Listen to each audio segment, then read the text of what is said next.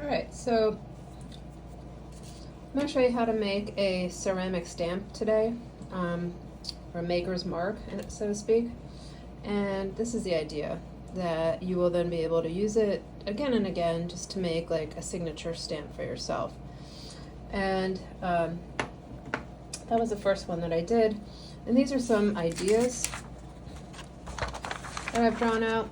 And I do suggest that you take the time to color in the background just so you can see what the negative space will look like. You're going to need a couple things. A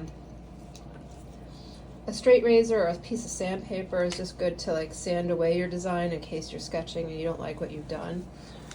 I'll try to zoom in. Okay. So what I'm going to do is try to emulate this stamp design right here. All right. And what I'm going to do is sketch it on here.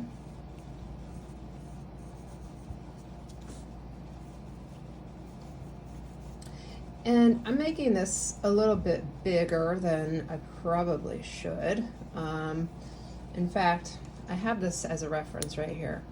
Should probably not go much bigger than a quarter size. So I'm going to try to make that a little smaller. And this is where like the razor is helpful, because if you don't like what you've just sketched, you can easily erase it just by scraping it away. All right, so I know I need to make that a little smaller. That's what I'm going to do. So I'm going to just try my best to go a little smaller with that. Yeah, that's better.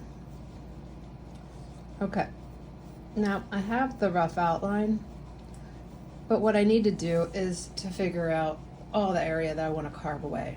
All right, so I am going to literally kind of just color that stuff in where I want to, and I'm going to have this be a little stylized, so I'm just going to kind of color in the negative space here. I'm going to add a leg over here for that H. I'm going to do the same thing over here and just add a little bit over here. And if I don't like my design because it looks like it's changing too much, I am going to go ahead and scrape that away and start over again. It does take a few tries before you really get it right. So don't be too hard on yourself. Take your time and try to get it. All right. Okay.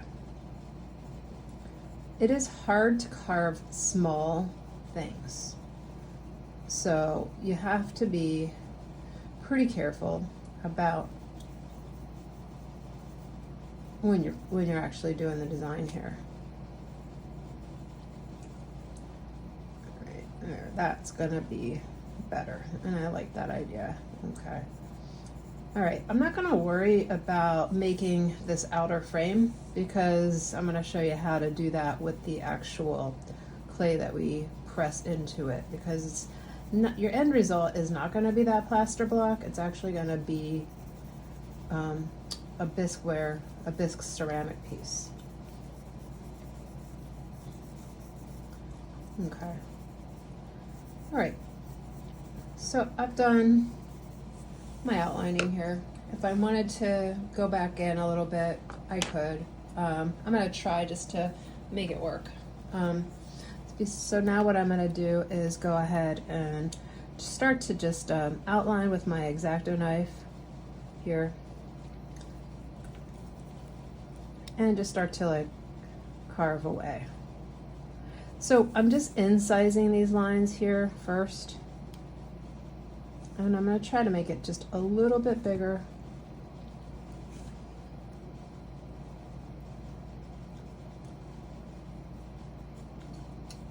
Okay. So I'm not carving away the black area.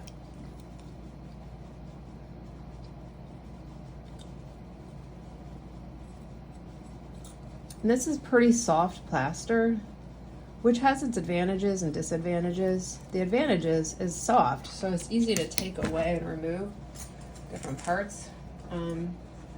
But it's harder because it's almost too fragile. All right, now I think my very favorite tool for doing this is this little guy. It's got this little tiny bevel right here, and I can just literally start to like carve away a little bit by scooping. And so I'm just scooping the outer line on that H. I'm gonna do the easy stuff first. So I'm gonna do the bigger leg and just kind of carve that away. Carve this part away.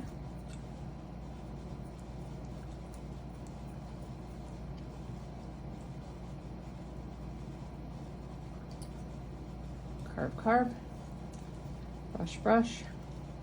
In between, it's a little tricky because they're pretty close together.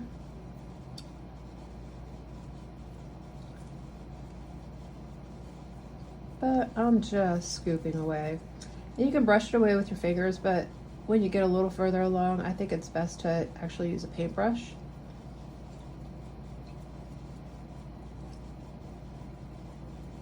Now I'm just kind of going for it. And having a clean brush nearby is very helpful. You want to avoid blowing it all over the place because plaster dust is not good to breathe in. And I can see here that the bottom of my H is not beautiful, but that's okay. I'm just gonna try to carve that away deeper.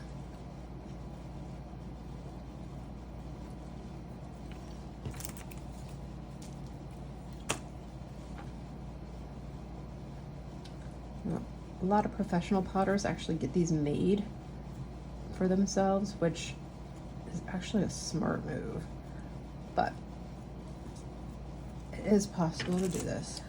You just have to be patient and don't expect it to be perfect. It just needs to be a mark that you recognize so that you know that this is your stuff that you're making.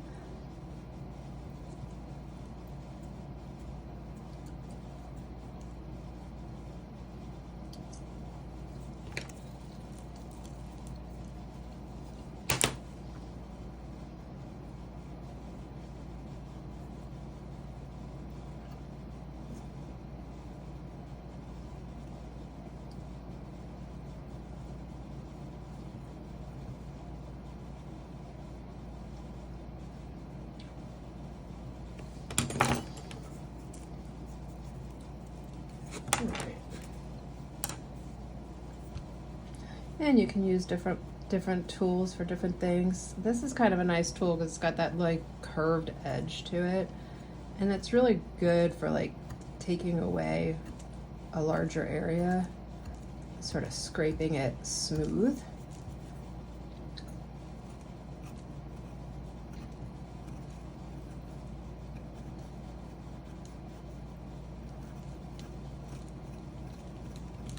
Like I said, I'm not worrying about that outer rim.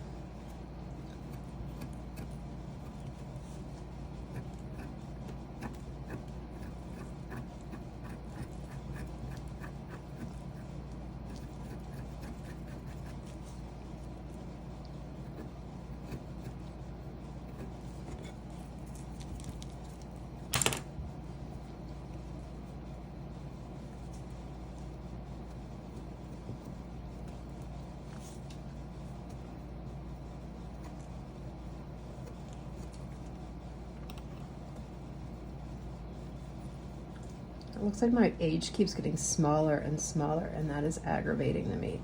So I am just going to make it work. Like Bob Ross says, make it a happy accident. I'm just going to make it a little smaller, which means now my D has to go a little bit smaller.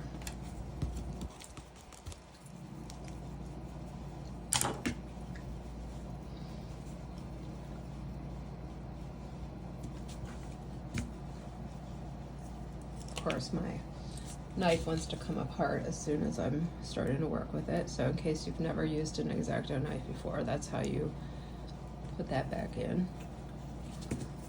Okay. But you will have used an X-Acto knife before this. Okay. Alright, so I am just using that to kind of scrape away, just to make it a little bit more neat.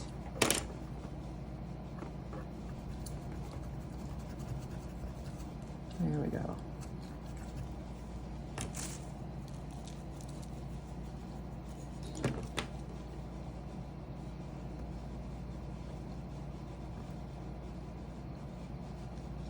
The deeper you can make it, the nicer it will look.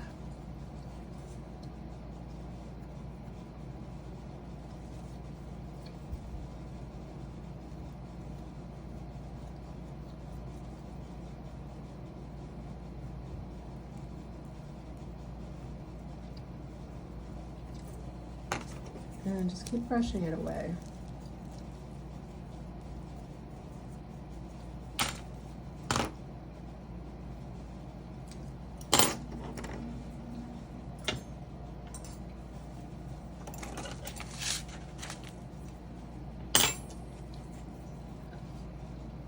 Sorry, I keep looking for the tool that I want to use.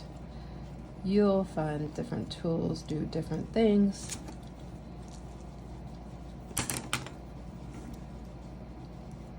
And I'd say you should really only spend like 10 minutes on this, because you can always make it neater when we actually make the clay stamp, because this is only the plaster cast, and then we will press it into clay, and then we will turn it into a stamp. Okay, definitely want to see a nice delineation between those two letters.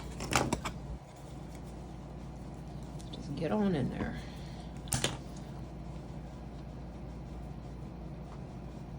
All right, time to cut a lot more of this away.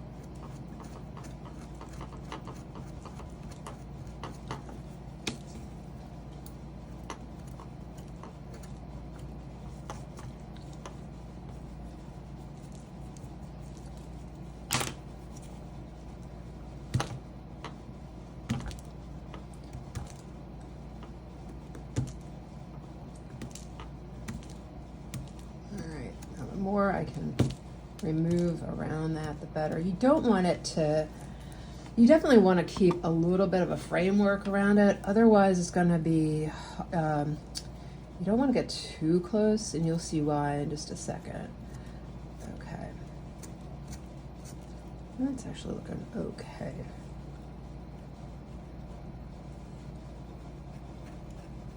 Just need to make that deeper right there. And turn it to access different areas better.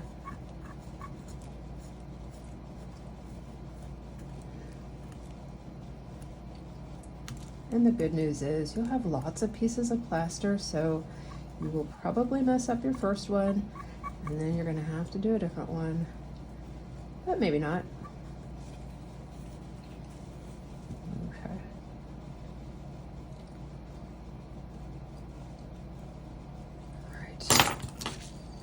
That is looking okay. Not great. I know it's not perfect. I'm just gonna come back in here and just try to like get the edge around there a little smoother. Get the area between just a little deeper. And then I'm gonna stamp it and try it out. I have a feeling this is just a little too intense here. I'm just gonna cut that down a little bit. Okay. All right. Gotta make that D hole a little deeper. Get in there.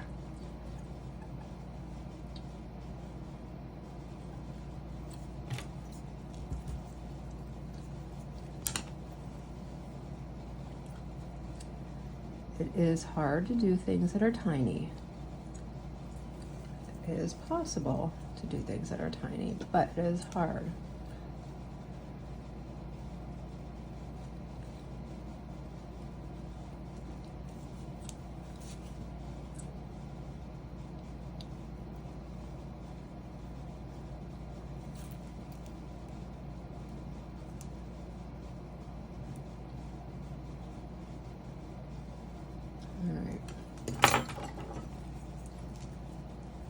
Let's see how that looks.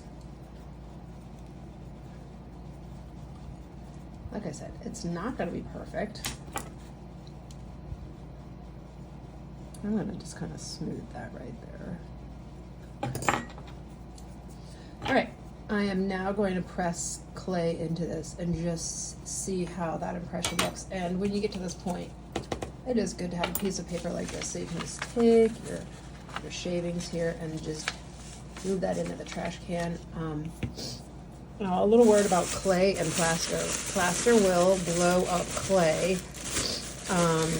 So you don't want to have a lot of plaster sitting around that's going to be picked up with your clay. So when you're done working with plaster, definitely need to like do a really thorough job cleaning it up. Now what I just did was I made a little ball of clay here, and I'm going to make it a little smaller. This is going to be the handle. I'm going to set that aside.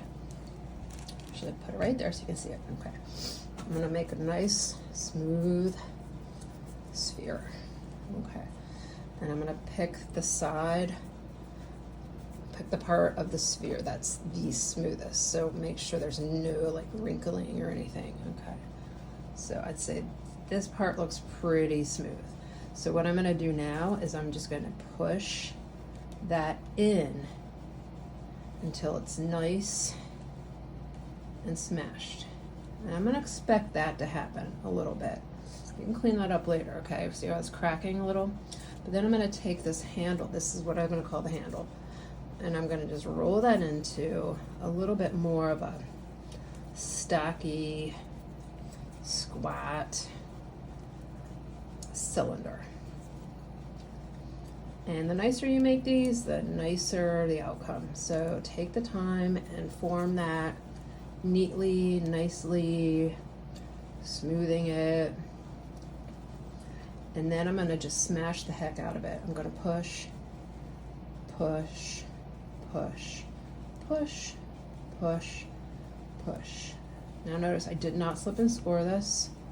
I'm relying on just the pressure to get that to work. And I'm going to pull that out. Okay. Now, you can see my letters are there.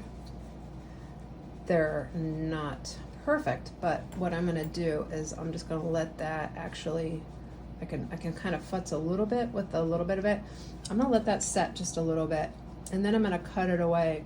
And this is basically the negative, because if I push this into clay afterward, then it will actually look more, it'll basically create that impression into the clay so that you'll have a raised lettering. Okay, so what we did was we made a positive, and then this is the negative. The negative will be the stamp that gets bisque fired, but I need to let this set up to become leather hard.